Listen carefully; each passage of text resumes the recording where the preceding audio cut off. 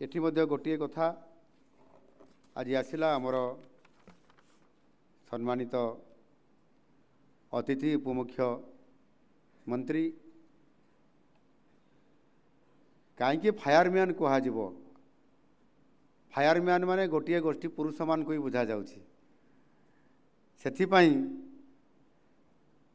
से एथिरे महिला मान को मध्य कहीं अंतर्भुक्त करा जिवो नाही से ताकर मतव्यक्त एठी रखिछंती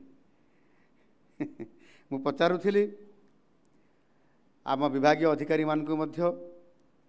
जे ये कौन संभव हो पारिबो नाही ए शब्द को तो आमे अमेंडमेंट करि परिबा किंतु ताहा द्वारा महिला मान को मध्य आमे एथिरे शामिल करि परिबा काहे की करि परिबा नाही समय बदलिलानी समते सबु काम रे आजिकली पारंगम होउछंती आगामी दिन रे हुए तो मध्य यह विचार को निया जाई पारे एवं आवश्यक अनुसार ये कार्यक्रम को मध्य निया जाई पारे किंतु सेथिपाई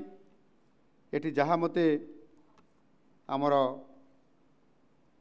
सुधांशु बाबू कहते जे एणिकी आमे ये फायरमैन जो अच्छी ये शब्द को मध्य टिके आमेंडमेंट करी परिवर्तन करवा एवं यह मध्य केंद्र सरकार द्वारा आलोचना होईची केंद्र सरकार मध्य निर्देश देइछंती आवश्यक मते राज्य रे यह को आपण माने आमेंडमेंट आनिक ये शब्द को परिवर्तन करि परिबे एवं फायरमैन बदल रे फायर फाइटर हिसाब रे अर्थात अग्नि योद्धा हिसाब से रखिले ये शब्द को जोड़िले बोध हुए आमर उपमुख्यमंत्री या ऑब्जेक्शन करि परिबे